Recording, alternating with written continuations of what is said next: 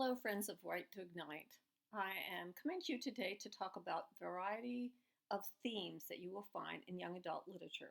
The reason I'm telling you about this is because we hope that you're going to come to our masterclass in September with Tessa Emily Hall as she teaches us about writing for young adults.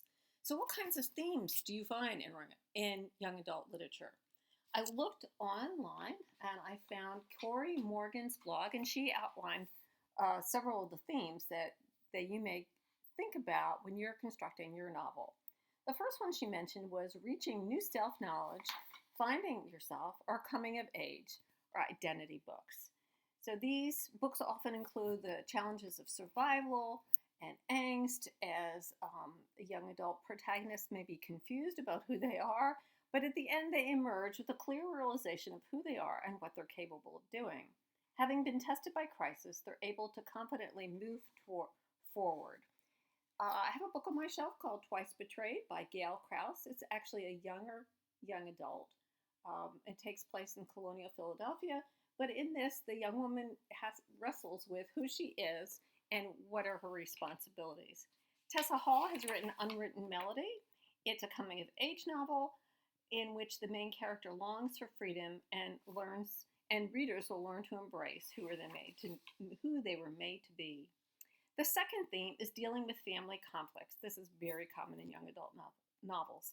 Family feuds, sibling rivalries, parents who just don't understand are very common sources of tension in young adult books.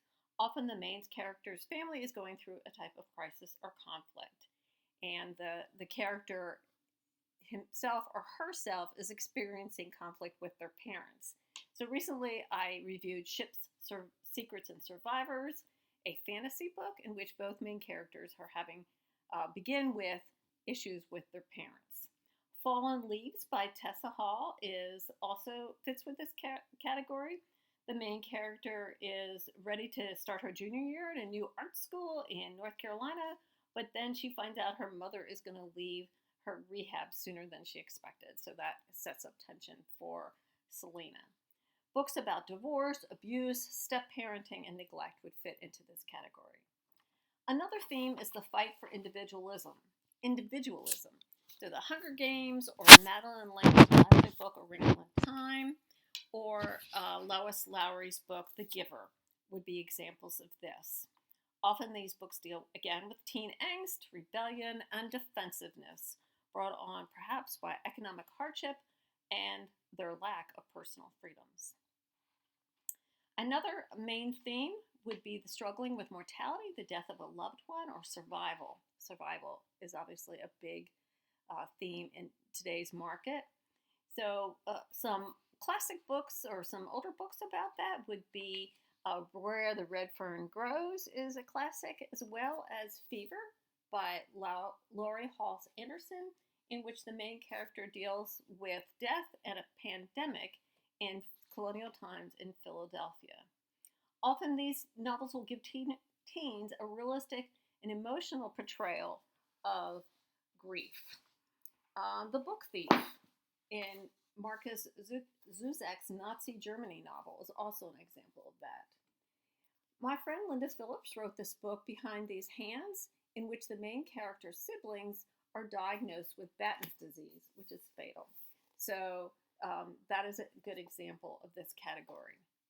Another category which we see a lot in young adult is bullying and peer pressure. And Purple Moon by Tessa Hall shows a character who is facing pressure from new friends, and she must make decisions about being true to herself or becoming somebody else.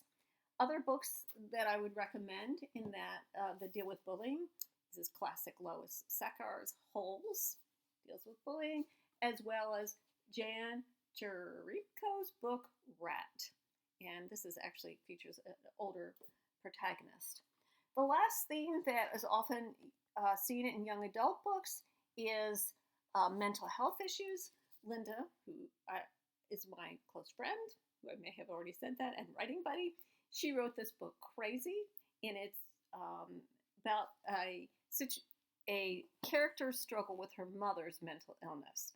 So mental health with issues of depression,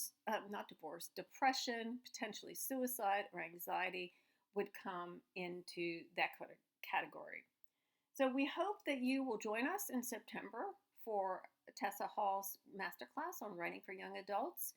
If you have any questions, please look at the Right to Ignite website and you'll find out the answers that you're looking for.